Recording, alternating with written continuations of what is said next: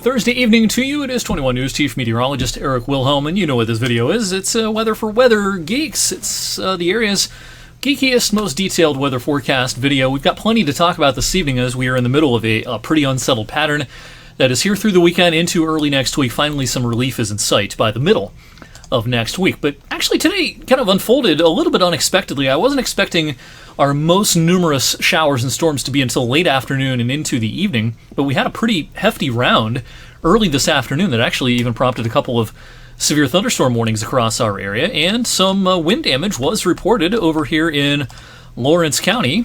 This was just west of Newcastle and just southwest of Newcastle. Some wind damage reported there. Elsewhere, we had some scattered reports of wind damage just south of our TV viewing area down into Hancock County, West Virginia. This is just across the Ohio River over into Lennyville, not far from Chester in West Virginia. And, you know, these storms came in a couple of different rounds this afternoon, and, yeah, they packed a punch. They not only had some scattered pockets of strong wind, but some bouts of heavy rain as well. Here's a look at some radar estimates. I'm going to zoom in on Lawrence County again, where, again, we had some wind damage earlier, but some radar estimates here from New Wilmington to Newcastle to down towards North Beaver of 1 inch to perhaps even 2 inches of rain this afternoon. We do have some rain gauges out there. Of course, we don't have rain gauges in nearly enough places. I wish we did. But here's a look at our rain gauge network, and some places had almost nothing so far today. Cortland, Warren area, over towards Vienna, basically nothing. About 1/4 of an inch, Canfield, Boardman, up towards Youngstown, down towards New Middletown, North Lima, Columbiana area, places like that. A little bit more from New Garden, Hanoverton, Guilford Lake area, up towards Latonia, Washingtonville. And then down in southeastern Columbiana, 0.15 at Calcutta. Over in western PA, aside from what I showed you on the radar estimates, in Lawrence County, we have a couple of gauges up in Mercer County, about 1/4 of an inch, Jackson Center, up towards New Lebanon. Today is Thursday, so we got an update on the drought monitor, and it's a subtle change, but there's actually just a little bit of an expansion of the coverage of the abnormally dry designation across our area. A little bit of an eastward shift, and actually parts of northwestern Trumbull were taken out of that abnormally dry designation. Pretty subtle, but the last week, of course, has been pretty dry. We did a little bit better in the second half of July after a dry start to July, but the very end of July, the first few days of August have been pretty dry up until today. All right, on today's date in weather history, the latest 100-degree reading on record for a calendar year in our area. Most of our 100s, of course, occurred in July, late June and July. But we had one on August 4th, 1930. That, of course, a record high for today's date. All right, recording this video a little before 7, I should say. And we've got a cluster of showers and storms that will be making a beeline into our area. We have a concert at the amphitheater in Youngstown this evening. We have lots going on Friday and over the weekend. This is one of those. This is a nightmare for the "Hey, is it going to rain?" questions I get. I've gotten a lot of them, and this is one of those patterns. It's just almost impossible to say with any amount of lead time. Everything is just so random and scattered. That'll be the case tomorrow and into the weekend as well. We've got the Italian Fest. We've got Columbiana County Fair. We've got some parish festivals. All sorts of stuff going on in the valley over the next few days. So the weather is important, and unfortunately it's just not a cut and dry forecast. This front off to our north just sort of washes out.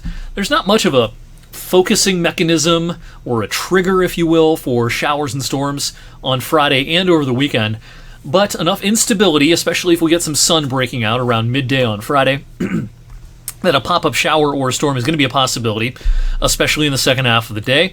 Same idea over the weekend. Some fog to start, then some sun, and maybe a pop-up shower or storm Saturday.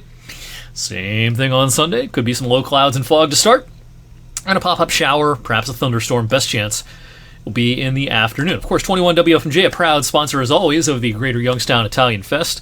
Great times, great food, and okay weather over the next few days. If we're unlucky, we'll get a downpour for 10 or 15 minutes, 20 minutes or something like that over Youngstown Friday, Saturday, or Sunday, perhaps even all 3 days. Maybe we get off lucky and we stay dry all 3 days. It's just it's a game of chance at this point. I think the warmer portions of the next few days will be over the weekend. Tomorrow, thanks to clouds dominating for at least the first half of the day, won't be quite as steamy. We're also a proud sponsor of the Meet the Penguins event at Stambaugh Stadium. This is a free event, And you can come out and meet the football team and purchase tickets, and there's all sorts of fun and games and things like that. It's always a cool thing to check out because, again, it's free. And the forecast is what it is. Maybe a pop-up shower or storm, otherwise warm and humid with highs in the lower 80s. Relief is in sight, but it's not until the middle of next week. Through the weekend, we're still firmly under this very moist, tropical air mass. All the dry air is out here until we head towards the middle of next week. I think this drier push will be accompanied by a pretty good chance of wet weather Monday night into Tuesday. Tuesday's probably maybe not a washout, but good chance of seeing widespread showers and storms throughout Tuesday, perhaps some heavy rain. A lot of moisture to be wrung out, but the payoff will be better weather starting on Wednesday as finally our ridge retreats to the Rockies. We'll get into more of a northwesterly flow, and that'll start knocking back the dew point temperatures. It's going to feel much better by Wednesday. It's not going to feel really good through Tuesday, though. We're talking about no lower than about 70 at night, and daytime temperatures, maybe not 90s, but into the lower 80s tomorrow, into the upper 80s over the weekend, and probably into Monday as well. So hang in there. A lot of us aren't big fans of this type of humidity, especially when it's in the middle and upper 80s.